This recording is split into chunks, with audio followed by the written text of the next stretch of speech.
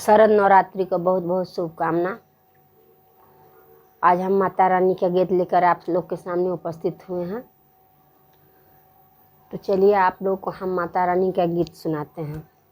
बना दी हमर बिगड़ी ए माता रानी, बना दी हमर बिगड़ी ए माता रानी, बना दी हमर बिगड़ी ए माता रानी।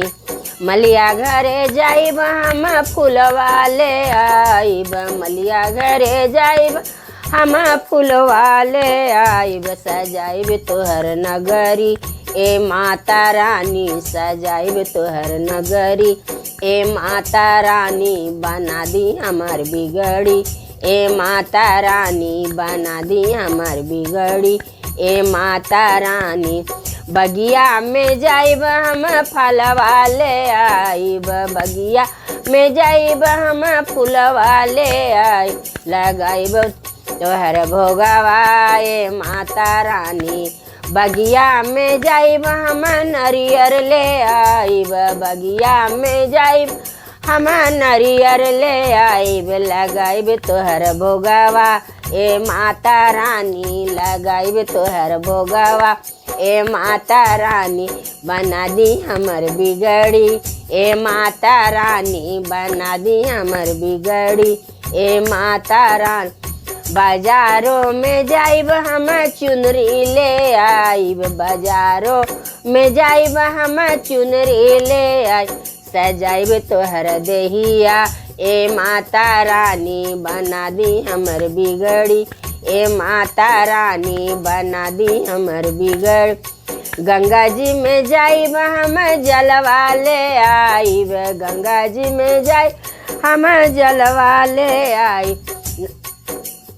धोलाइब तोहर नगरी ए माता रानी, धोआइब तोहर नगरी ए माता रानी। बना दी हमर बिगड़ी ए माता रानी, बना दी हमर बिगड़ी ए माता रानी। बजजवा ही जाइब हम कपूरा ले आइब, बजरिया में जाइब हम कपूर ले आइब। लगाइब तोहर आरती ए माता रानी, लगाइब तोहर आरती ए माता रानी। बना दी हमर बिगड़ी ए माता रानी, बना दी हमर बिगड़ी ए माता रानी।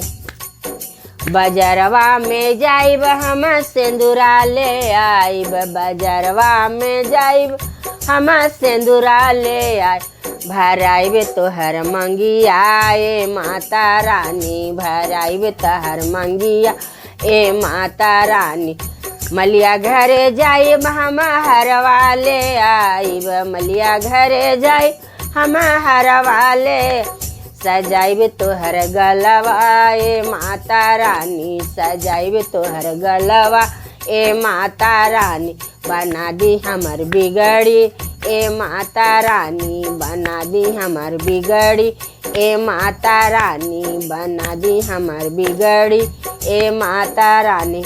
मैया जगदम्बे की जय, मैया भवानी की जय, सच्चे दरबार की जय।